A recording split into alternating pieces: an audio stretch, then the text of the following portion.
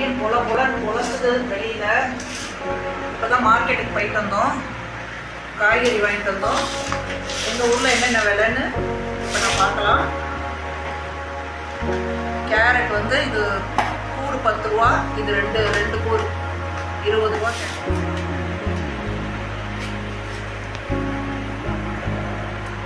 Carrot வந்து இது வந்து ஒரு கிண்ணம் வச்சு கொடுப்பாங்க, அந்த கிண்ணம் ஃபுல்லாக போட்டு கொடுப்பாங்க.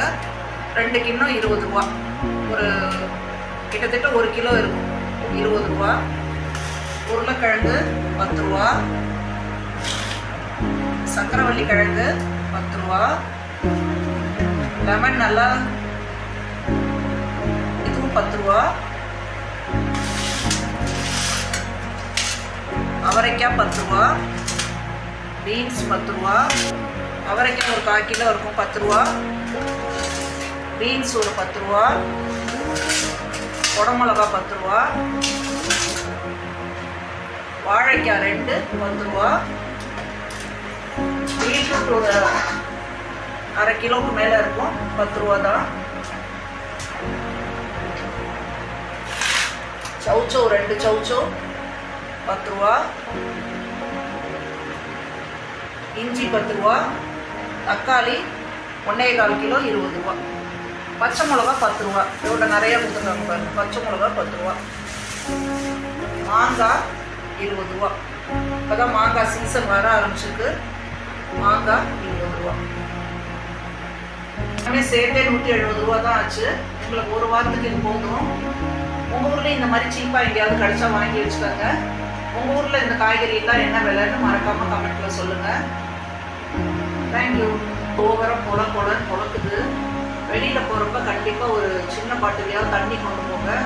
உடம்பை எப்போவும் ஹைட்ரேட்டாக வச்சுக்கோங்க. அப்புறம் சமையலில் வந்து உங்களுக்கு நீர் காய்கள், சுரைக்காய், சௌச்சோ அந்த மாதிரி காய்கறிகள் நிறையா சேர்த்துக்கோங்க. எலுமிச்சம்பழத்த ரசம், ஜூஸ் அந்த மாதிரி போட்டு குடிக்கலாம். அதுக்கப்புறம் டெய்லி ஒரு பச்சடி பண்ணி சாப்பிட்லாம்.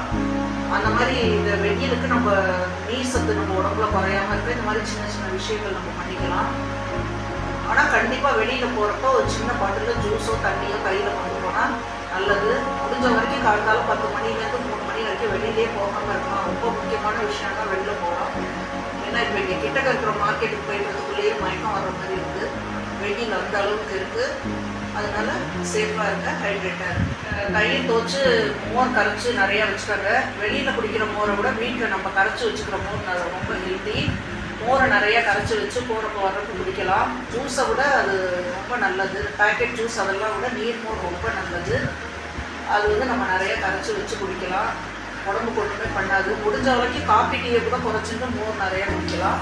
தண்ணி நிறையா குடிக்கலாம். தண்ணி வந்து ஃப்ரிட்ஜிலேருந்து குடிக்காமல் பானை வாங்கி வச்சுட்டு குடிக்கலாம். அப்புறம் மார்க்கெட்டில் கூட நான் பானை பார்த்தேன், குழாய் வச்சு பானை அந்த மாதிரி கூட கிடைக்கிறது. அதை நீங்கள் வாங்கி அதில் தண்ணி ஊற்றி வச்சு சில்லுன்னு குடிக்கலாம். ஃப்ரிட்ஜ் தண்ணியோட அது ரொம்ப நல்லது. இப்போ பார்த்தேன், நான் இன்றைக்கி வாங்கலை. தர்பூசணியில் வந்து நிறையா வாட்டர் கண்டென்ட் இருக்குது. தர்பூசணி பழம் வாங்கி பெரியவங்க சின்னவங்க எல்லாருமே சாப்பிட்லாம். உடம்புக்கு ரொம்ப நல்லது. இந்த நீர் சத்து அதில் நிறையா இருக்கிறதுனால இந்த வெயிலுக்கு சாப்பிட்லாம்.